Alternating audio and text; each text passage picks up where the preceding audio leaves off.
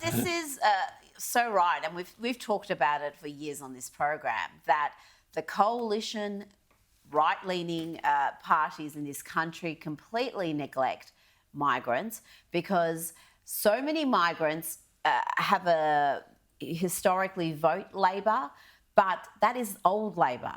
New Labor has abandoned those people as well. New Labor has adopted radical culture war positions that are absolutely abhorrent to so many migrant communities who are socially conservative, and they do care about what's shoved down their kids' throats, not just at school, but also in the culture. This just unrelenting leftist dogma. But this is why the bottom line, Rita, is that, as you said before, the coalition have adopted this small target so that nobody gets too upset around them. But you want to see the radical Islamists, you want to see the radical climate people, you want to see the radical transgender mob attacking the coalition, because then voters go, oh my God, that is what the coalition are against. That's why you need it. This sort of Me Too kicking the football around, I mean, it just drives me nuts. It's not the way to win elections. Let's not kick it directly into the head of the cameraman either. That doesn't work either. That doesn't necessarily work either. Listen, I want to mention this over in Britain.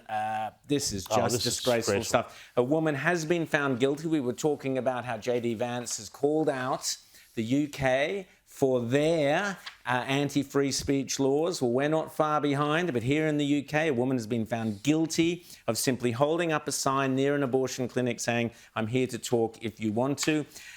This is evil stuff, in my opinion, James. 64-year-old woman. And, you know, it doesn't matter how old she is. The fact of the matter is that this just shows so many creepy and sinister things that are happening in Britain right now. I mean, let's put aside the almost sacramental nature that abortion has taken on the left, that it's something that must not be interfered with. It is, almost a good in and of itself, which is just, a disturbing thing if you start to think about it. But beyond that, though, this goes to exactly what J.D. Vance was saying in his speech to Brussels a few weeks ago. He talked about how people were able to be... have a look at what J.D. Vance had to say. I look to our very dear friends, the United Kingdom, where the backslide away from conscience rights has placed the basic liberties of religious Britons, in particular, in the crosshairs.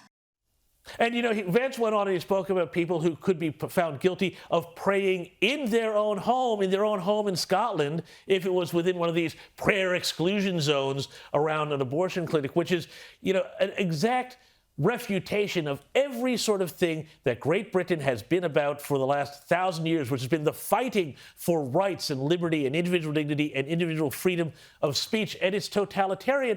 And Vance is right. Why should America say, oh, well, we're going to be, the leaders of fighting for democracy and freedom and liberty, when all these countries are like, yeah, we'll protect us, but, the freedom and liberty thing, we're not going to do that anymore. It doesn't make sense. Well, this